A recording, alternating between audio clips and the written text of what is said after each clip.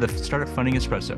I'm Halti Martin, where we talk about how to raise funding and invest in startups and the time it takes to drink an espresso. If you have a question about startup funding or investing, please go to the website, startupfundingespresso.com, and type in your question into the chat bot in the lower right corner to receive an answer. I hope you enjoy this episode. Hello, this is Halti Martin with the Startup Funding Espresso, your daily shot of startup funding and investing. Startup founders can find additional support through advisors. Advisors are typically experienced operators who previously ran a startup and now provide coaching and consulting services.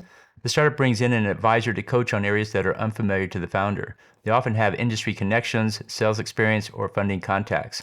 The advisors have enough time and experience to provide value to the company. Advisors are compensated with advisor shares. They earn them over time through vesting with their consulting work rather than their investment dollars. Advisors typically aren't in a position to be an employee through lack of time on their part or lack of resources on the startup's part. Compensating with shares incentivizes the advisor to do their best as they'll receive their payout when the company exits.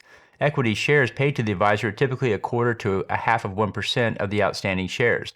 These shares vest over a 1 to 2 year period, typically without a cliff. This means the shares start vesting immediately.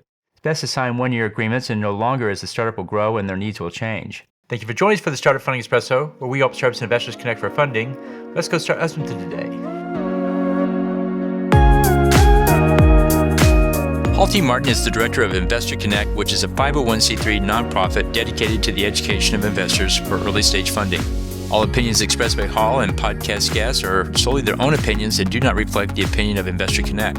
This podcast is for informational purposes only and should not be relied upon as a basis for investment decisions.